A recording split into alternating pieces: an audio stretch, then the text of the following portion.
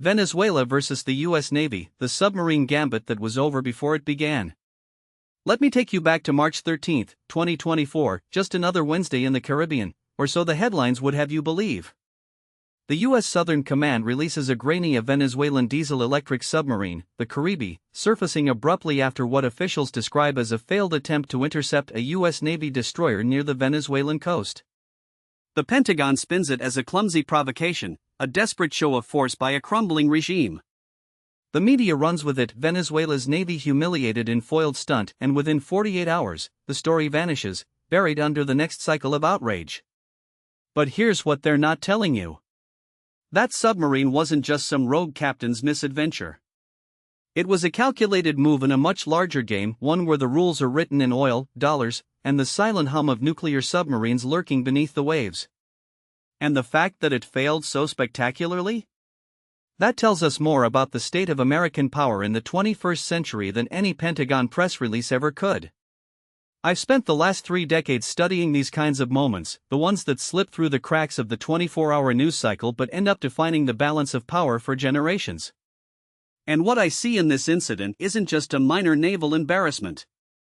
It's a microcosm of America's fading ability to enforce its will in its own backyard, a warning sign of what happens when a superpower's reach exceeds its grasp, and a glimpse into the high-stakes chess match playing out between Washington, Moscow, and Beijing in a region we once considered our exclusive domain. So let's start with the official story, the one they want you to believe. The official A regime's last gasps. According to the U.S. Southern Command, the Caribe was detected by the USS Arleigh Burke-class destroyer James E. Williams while conducting routine operations in international waters, approximately 30 nautical miles off Venezuela's northern coast. The submarine, a Russian-built Kilo-class vessel acquired by Venezuela in the mid-2000s, allegedly attempted to close within unprofessional proximity of the destroyer before being forced to surface after what the Navy described as a catastrophic mechanical failure. The implication was Venezuela's military, starved of spare parts and crippled by sanctions, couldn't even keep its submarines running. The media ate it up. The Washington Post ran a piece titled "Venezuela's Navy Can't Even Play Chicken Right," while Fox News framed it as proof of the Maduro regime's incompetence. The State Department issued a statement calling the incident reckless and irresponsible, and Senator Marco Rubio, never one to miss an opportunity to grandstand, tweeted that this was yet another example of why the U.S. must maintain a strong presence in the region to deter rogue actors. But there's a problem with this narrative. Actually, several. First, the Caribe isn't some rusting relic. The Kilo class is one of the quietest diesel-electric submarines in the world, a favorite of the Russian Navy and a platform that has given the U.S. fits in war games. The idea that it suffered a catastrophic mechanical failure while attempting a simple intercept is, to put it mildly, convenient. Submarines don't just break down like old cars. They're meticulously maintained, especially when they're one of the few assets a sanctioned regime has left to project power. Second, the U.S. Navy's account of the incident is suspiciously vague. No sonar contacts, no periscope sightings, no details on how the Caribe was even detected in the first place. If this was such a clear-cut case of Venezuelan incompetence, why the lack of transparency? Why no declassified footage of the submarine surfacing? Why no mention of the James E. Williams's own countermeasures, like active sonar or helicopter deployments? And third, this is the part that should really make you sit up, why was the Caribe even out there in the first place? Because here's what's really happening. The hidden submarines mission was never about the U.S. Navy. Let's start with the basics. Venezuela's military is in rough shape, but it's not that rough. The Caribe was commissioned in 2006, and while sanctions have made maintenance difficult, the Russians have been quietly supplying parts through third-party channels, something the U.S. intelligence community has known for years. More importantly, the Kilo class is designed for one denial of access. It's not a blue-water submarine meant to hunt aircraft carriers. It's a coastal defender, built to lurk in shallow waters and make life miserable for any Navy foolish enough to operate near its home turf. So why was it trying to intercept a U.S. destroyer? The answer has nothing to do with the destroyer itself and everything to do with what was underneath it. In the weeks leading up to the incident, the U.S. Navy had been conducting seismic surveys in the Venezuelan exclusive economic zone, a move that, while technically legal under international law, is seen by Caracas as a direct provocation. These surveys aren't just about mapping the ocean floor. They're about identifying offshore oil and gas reserves, specifically in the Orinoco Belt and the Gulf of Venezuela, where untapped deposits are estimated to be worth trillions of dollars. Now, here's where it gets interesting. The Maduro regime has been in secret negotiations with both Russia and China for months over joint exploration rights in these very waters. The Russians, through Rosneft, have been pushing for a 50-year lease on key offshore blocks. The Chinese, through CNOOC, have been offering debt-for-equity swaps, essentially, forgiving Venezuela's massive oil-backed loans in exchange for control of future production. And the US? It's been doing everything it can to block those deals, including threatening secondary sanctions on any commie that dares to partner with Caracas. So when the Caribe surfaced near that US destroyer, it wasn't trying to sink it. It was sending a "these are our waters. These are our resources. And we will defend them." The fact that it failed so spectacularly? That's the real story. Because the Caribe didn't just suffer a mechanical failure. It was detected, tracked, and forced to surface by a combination of U.S. naval intelligence, P-8 Poseidon maritime patrol aircraft, and, this is the part no one's talking about, a second submarine. That's right. The U.S. had a nuclear-powered attack submarine in the area, likely a Virginia-class or Los Angeles-class boat, shadowing the Caribe the entire time. And when the Venezuelan sub tried to get cute, the Americans called its bluff. The Caribe's crew knew they were outmatched. They surfaced because they had no choice. This wasn't a failure of Venezuelan engineering. It was a failure of Venezuelan strategy. And it reveals something far more dangerous than a single submarine's: the growing gap between American technological dominance and its ability to translate that dominance into political outcomes. The geopolitical why Venezuela matters more than you think. Now, let's out. Because this incident isn't just about Venezuela.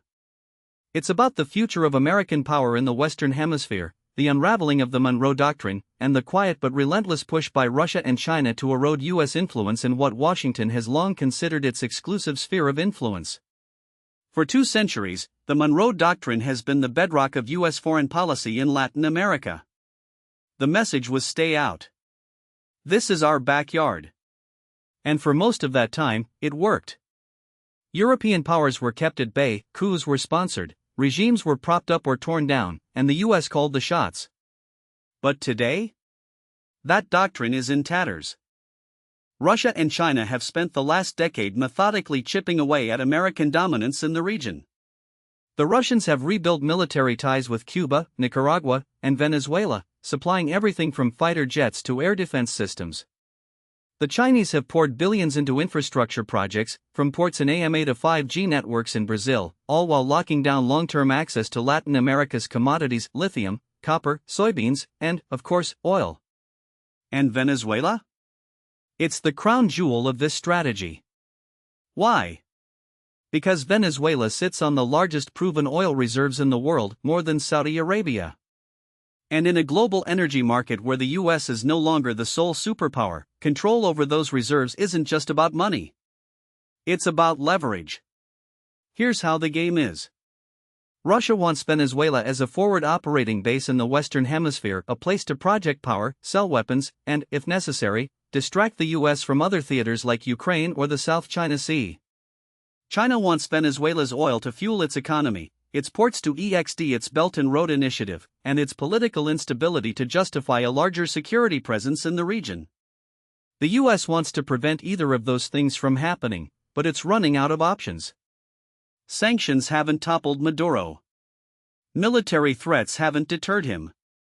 And the more the U.S. pushes, the more Venezuela drifts into the arms of Moscow and Beijing.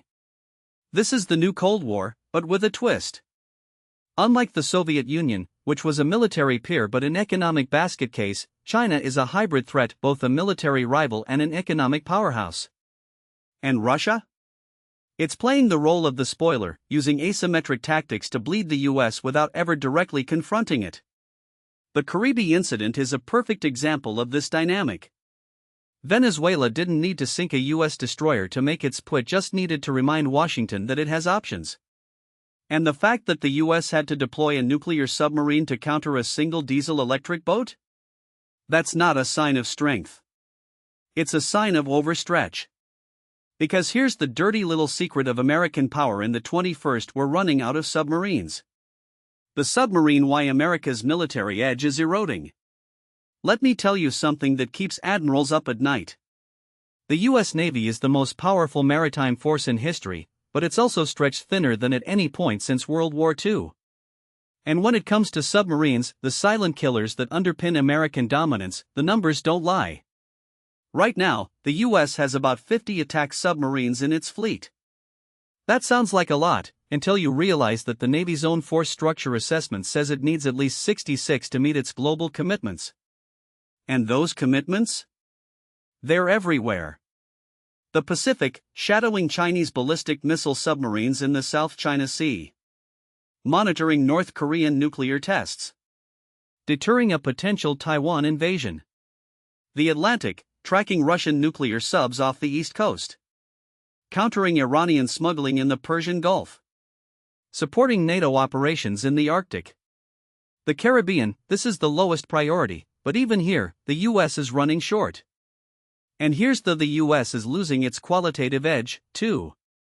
For decades, American submarines were the gold standard: quieter, faster, and more advanced than anything else in the water. But today? The Russians are fielding the Yazan class, a nuclear-powered attack sub that's nearly as quiet as the U.S. Virginia class. The Chinese are building the Type 095, a boat that some analysts believe could rival the Seawolf class in stealth. And the U.S.? It's struggling to build enough Virginias to replace its aging Los Angeles-class fleet, let alone keep up with the pace of Chinese and Russian production. This is the paradox of American power in 2024. We're still the strongest, but we're no longer the only strong. And that brings us back to Venezuela. The Caribbean incident wasn't just a Venezuelan blunder. It was a Russian blunder. Because that submarine? It was almost certainly crewed by Russian advisors.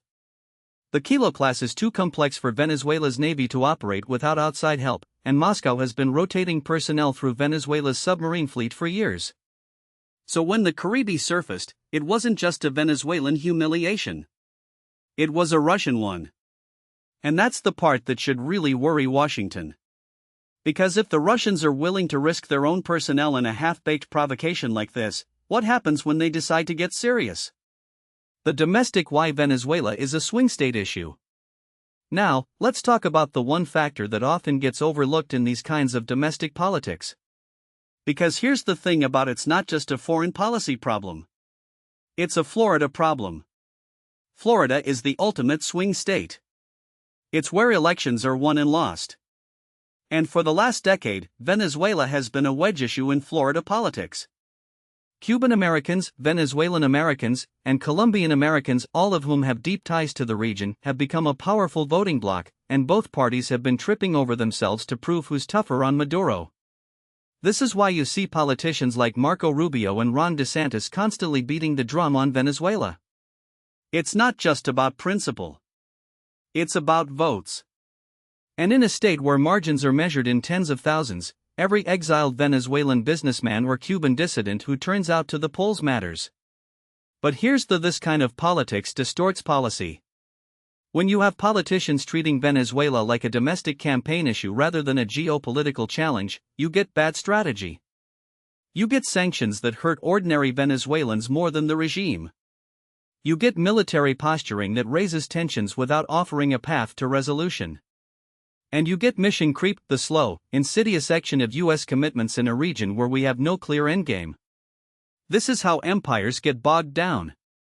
Not in one catastrophic mistake, but in 1,000 small ones, each driven by short-term political incentives rather than long-term strategic thinking. And Venezuela? It's the perfect storm of all those bad incentives. Scenario: how this ends. So where does this go from here? Let's run through the scenarios, because none of them are pretty. Scenario 1, the best-case outcome. In this version of events, the Caribbean incident serves as a wake-up call for both sides. The U.S. dials back its military posturing, focusing instead on targeted sanctions and diplomatic pressure. Venezuela, realizing it can't compete with American naval power, pivots toward a negotiated settlement, perhaps a power-sharing agreement that allows for new elections. Russia and China, seeing no upside in further escalation, reduced their military support in exchange for economic concessions. Why it's unlikely? Because neither side has an incentive to back down. The US can't afford to look weak in an election year, and Maduro can't afford to give up power without guarantees. And Russia? It wants the US distracted in its backyard. Scenario 2, the most likely outcome. This is the grind. The US continues its current strategy: sanctions, military patrols, covert support for opposition groups, but without any real escalation. Venezuela, meanwhile, becomes a de facto Russian-Chinese client state, with Moscow providing security guarantees and Beijing locking down long-term oil contracts.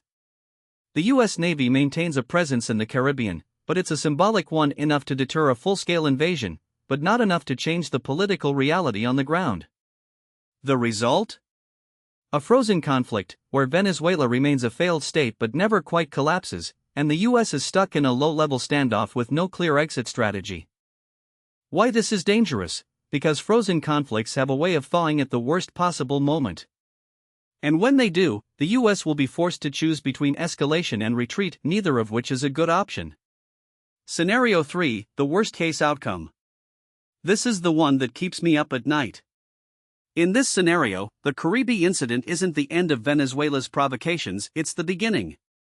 Emboldened by Russian and Chinese support, Maduro doubles down, conducting more aggressive patrols, harassing US vessels, and even allowing Russian nuclear-capable bombers to stage out of Venezuelan airfields. The US, facing pressure from Florida politicians and a public that's been fed a steady diet of Maduro must-go rhetoric, responds with a limited military strike, perhaps a cruise missile attack on a Venezuelan naval base. And then? Everything goes to hell. Russia activates its military cooperation agreement with Venezuela, deploying more advisors and even moving advanced air defense systems into the country. China, sensing an opportunity, accelerates its port investments in Cuba and Nicaragua, turning the Caribbean into a de facto Chinese lake. The US finds itself in a multi-front crisis, with Venezuela in the south, Ukraine in the east, and Taiwan in the west, all while its submarine fleet is stretched to the breaking point. Why this is plausible? Because this is exactly how the Cuban Missile Crisis started. A series of miscalculations, a lack of off-ramps, and before you know it, you're staring down the barrel of nuclear war. The grand strategy why America keeps losing. Now, let's talk about the bigger picture. Because the Venezuela crisis isn't just about Venezuela. It's about a pattern, one that's been repeating itself for the last 3 decades. Since the end of the Cold War, the US has operated under a grand strategy of liberal hegemony, the idea that America should use its unmatched power to reshape the world in its own image. Democracy promotion, regime change, humanitarian intervention, these weren't just policies. They were doctrines.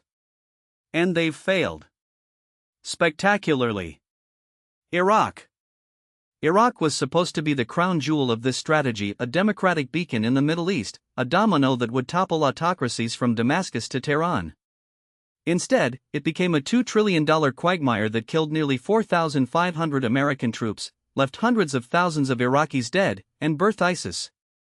The architects of that war, figures like Paul Wolfowitz and Donald Rumsfeld, sold it as a cakewalk. "We'll be greeted as liberators," Vice President Dick Cheney infamously declared in March 2003. 6 months later, Baghdad was in flames, and the US was already losing the peace it had so recklessly won. Now, what most people don't realize is that this wasn't an anomaly. It was the rule. Libya in 2011?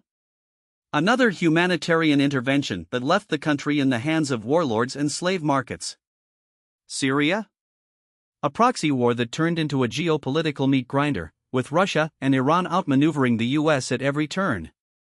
Afghanistan? 20 years of nation-building that ended with the Taliban back in power and the US scrambling to evacuate its citizens in a humiliating, chaotic retreat. Each time, the pattern was the Washington overestimates its ability to reshape societies, underestimates the resilience of local actors, and ignores the law of unintended consequences until it's too late. Let me explain why this matters for Venezuela. Because the same hubris that led us into Baghdad is now whispering in the ears of policymakers about Caracas. The establishment narrative, pushed by think tanks like the Atlantic Council and echoed by politicians from both parties, is that Maduro is a brittle dictator, propped up only by repression and Russian/Chinese cash. Remove the sanctions, the thinking goes, and the regime will collapse. Or better yet, give the opposition a little nudge, maybe some covert support, maybe a no-fly zone, and the people will rise up, Maduro will flee, and Venezuela will magically transform into a stable democracy. It's the same playbook we've seen before. And it's just as delusional. Here's the uncomfortable: Maduro isn't going anywhere. Not because he's popular, he's not, but because he's built a system that's far more resilient than Washington realizes. The Venezuelan military, despite its corruption and inefficiency, remains loyal because it's been given a stake in the regime's survival. The colectivos, armed pro-government militias, act as a parallel security force, ensuring that any uprising can be crushed before it gains momentum. And then there's the oil. Even with production at a fraction of its peak, Venezuela still sits on the world's largest proven reserves. That's a lifeline, and Maduro knows it. As long as he can sell enough crude to China, Iran, or whoever else is willing to look the other way on sanctions, he can keep the lights on and the generals paid. But the real kicker? The US has no plan B. Because for all the talk of restoring democracy, the reality is that Washington has no credible alternative to Maduro. The opposition is fractured, its leadership either in exile or co-opted. Juan Guaidó, the man the US recognized as Venezuela's legitimate president in 2019, is now a political afterthought, his support eroded by infighting and failed promises. The Biden administration has quietly walked back some of Trump's more aggressive measures, like the oil embargo, but it's still clinging to the same failed sanctions, isolation, and the hope that something, somehow, will break Maduro's grip. This is where the military dimension becomes critical. Because when diplomacy fails, and in Venezuela, it has Washington's instinct is to reach for the military toolkit. Not a full-scale invasion, of course. No one in the Pentagon is stupid enough to suggest that. But limited strikes? Naval blockades? Cyber attacks? These are all on the table. And that's where the Caribbean incident becomes so dangerous. Because if the US responds to Venezuelan provocations with force, it risks triggering a chain reaction it can't control. Think about it. Venezuela isn't Iraq or Libya. It's not a weak state in the Middle East. It's a country with powerful patrons, Russia and China, who have a vested interest in seeing the US bogged down in its own backyard. Moscow has already deployed nuclear-capable bombers to Venezuela in the past, and it's not hard to imagine Putin using the crisis as an opportunity to extend Russia's military footprint in the Western Hemisphere. China, meanwhile, has been quietly building its influence in the region, investing in ports, mines, and infrastructure projects from AMA to Argentina. A US-Venezuela conflict would give Beijing the perfect excuse to accelerate those efforts, turning the Caribbean into a Chinese lake and further eroding America's strategic dominance. And then there's the domestic angle. Because in the US, Venezuela isn't just a foreign policy issue, it's a political one. Florida is the ultimate swing state, and Cuban and Venezuelan exiles wield outsized influence. For politicians like Marco Rubio and Ron DeSantis, taking a hardline on Maduro isn't just good policy, it's good politics. The problem is that this creates a feedback loop. The more the US escalates, the more Maduro can portray himself as a defender of Venezuelan sovereignty against Yankee imperialism. The more the US backs the opposition, the more the opposition becomes dependent on American support and the less credible it becomes in the eyes of ordinary Venezuelans. It's a trap, and Washington keeps walking into it. So where does that leave us? With a crisis that's simmering, not boiling, one that could explode at any moment, not because of a grand strategic miscalculation, but because of a series of small, avoidable mistakes. The Caribbean incident was a warning shot. It showed how quickly things can spiral out of control when two countries with a history of mutual distrust and no real communication channels find themselves in a standoff. And it revealed the fundamental flaw in America's approach to the belief that pressure alone can force change, without any real plan for what comes in. The question now is whether Washington can break out of this cycle. Can it accept that Maduro isn't going to collapse under the weight of sanctions? Can it recognize that military escalation will only make things worse? Can it finally admit that the era of liberal hegemony is over, that the US can no longer reshape the world in its own image, no matter how much it might want to? I'm not optimistic. Because the people who run American foreign policy, whether in the State Department, the Pentagon, or the halls of Congress, are still operating under the same assumptions that led us into Iraq and Afghanistan. They still believe in the power of American exceptionalism. They still think that if we just apply enough pressure, the other side will blink. And they still refuse to grapple with the possibility that maybe, just maybe, the problem isn't the world's refusal to bend to our will. Maybe the problem is our refusal to accept that the world has changed and that we're no longer the sole superpower we once were. That's the real lesson of Venezuela.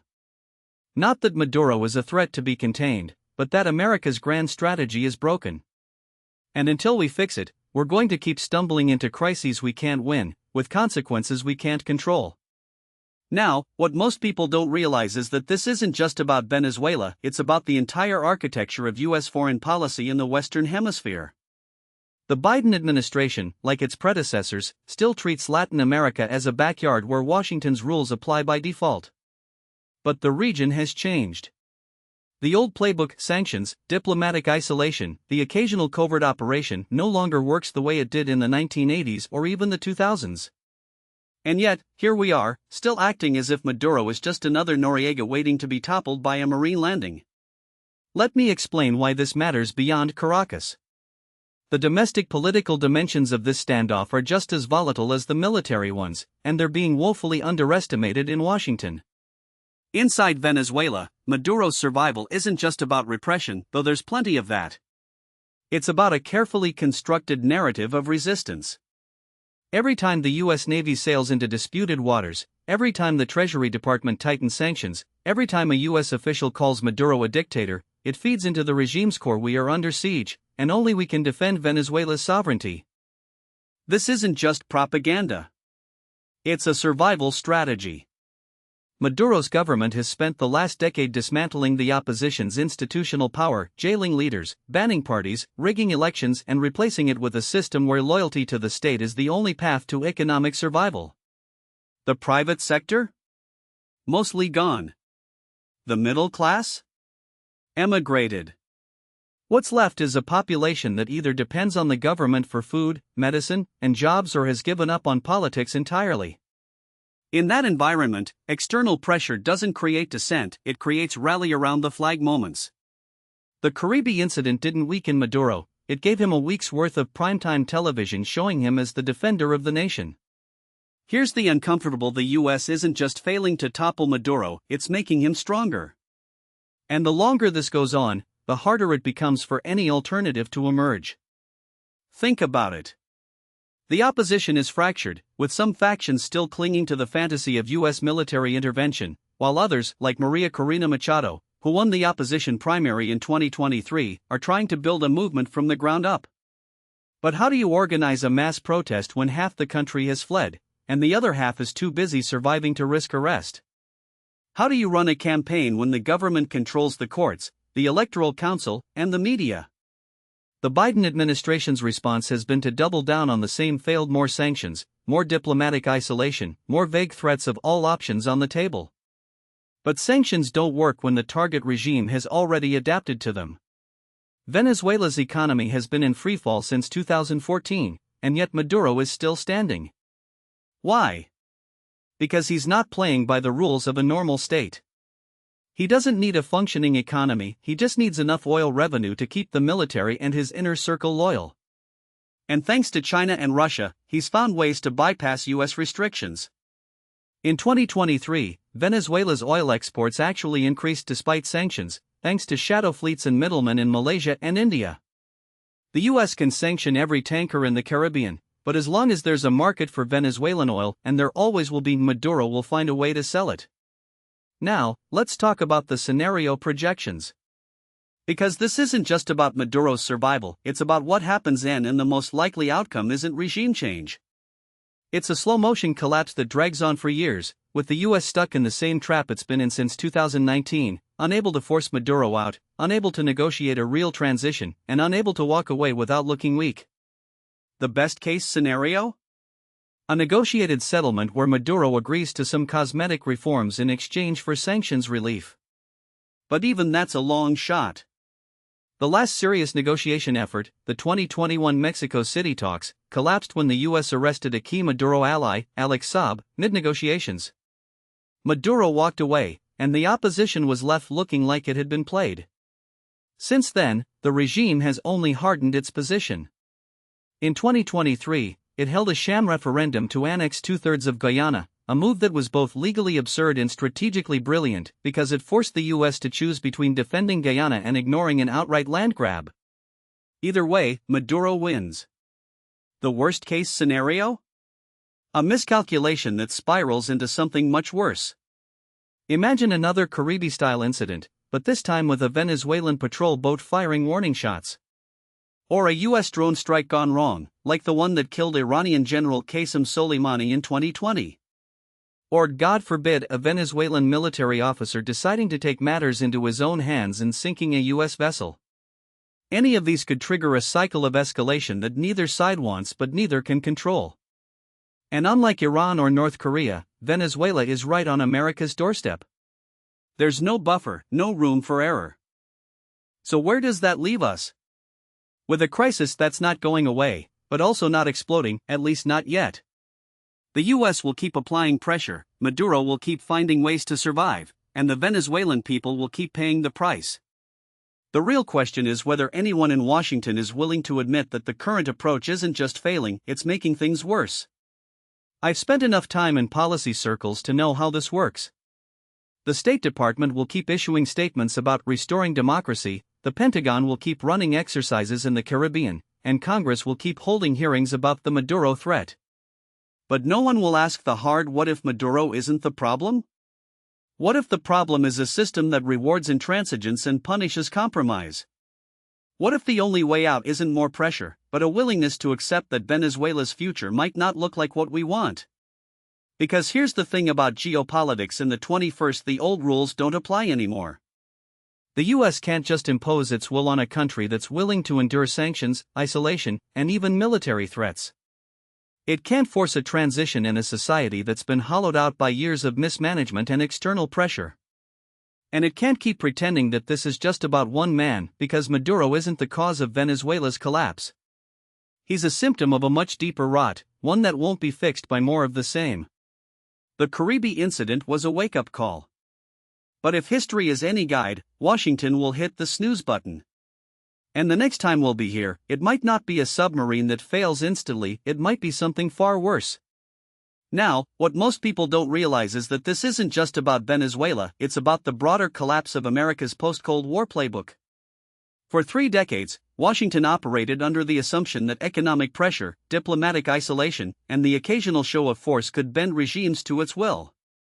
It worked in Serbia in 1999, in Libya in 2011, even in AMA in 1989. But those were different eras, different adversaries. Slobodan Milosevic didn't have a nuclear-armed patron in Moscow. Gaddafi wasn't sitting on the world's largest oil reserves while thumbing his nose at the dollar. And Noriega? He was a drug-running thug with no real constituency. Maduro, for all his flaws, has both. Here's the uncomfortable: the U.S. is still fighting the last war. The sanctions regime against Venezuela isn't just failing, it's actively counterproductive. Take the numbers.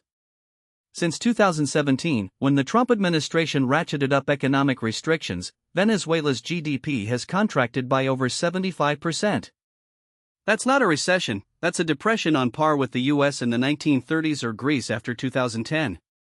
And yet, Maduro's approval rating, while dismal, hasn't collapsed. Why?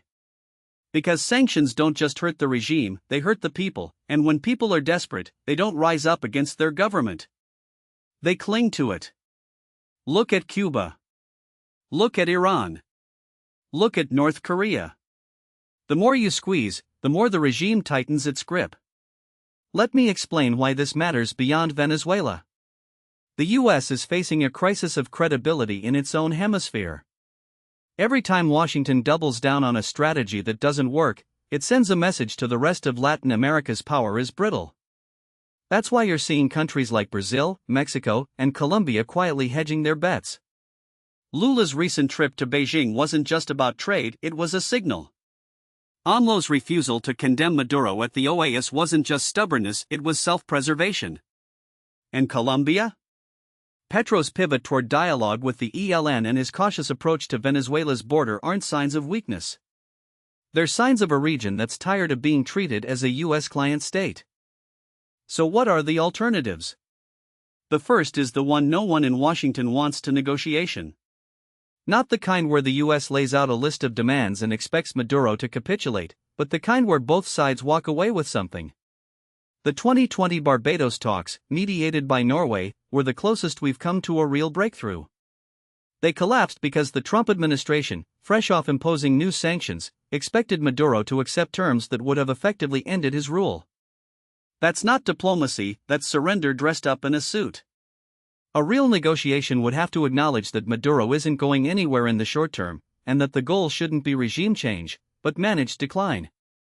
That means easing sanctions in exchange for concrete free and fair elections, the release of political prisoners, and a timeline for economic reforms. It's not pretty, but neither is the alternative. The second alternative is what I call strategic patience. The U.S. could shift its focus from toppling Maduro to containing him. That means working with regional partners to isolate Venezuela diplomatically, but also recognizing that the country's collapse is a slow-motion disaster that will eventually force change from within. It's not a satisfying answer, it requires admitting that the U.S. can't fix everything, but it's realistic. Look at Zimbabwe. Robert Mugabe clung to power for decades, but when he finally fell, it wasn't because of U.S. sanctions. It was because the system he built rotted from within. Venezuela is heading in the same direction. The question is whether Washington can wait. The third option is the one that keeps me up at escalation. Not because it's likely, but because it's the path of least resistance. The U.S. has a long history of military intervention in Latin America, from the Bay of Pigs to Grenada to AMA. And let's be, if the U.S. wanted to remove Maduro by force, it could. But the costs would be catastrophic. Venezuela isn't Grenada. It's a country of 28 million people with a military that, while weakened, is still capable of putting up a fight. And then there's the Russian and Chinese factor. Moscow has already warned that any U.S. military action would be met with serious consequences. That's not just bluster. Russia has advisors, mercenaries, and intelligence assets in Venezuela. A U.S. invasion would risk a proxy conflict in America's backyard, a nightmare scenario that would make Ukraine look like a border skirmish. Here's the thing about ground: it requires humility. The U.S. has to accept that it doesn't get to decide Venezuela's future.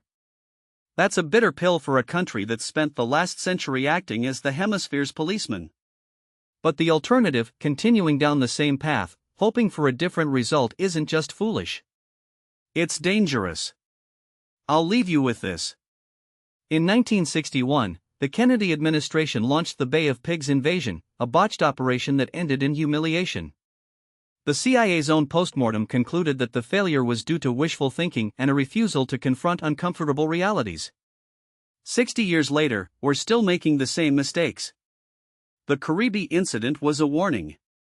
The next time, it might not be a submarine that fails. It might be a policy. And the fallout won't be instant, it'll be slow, grinding, and irreversible.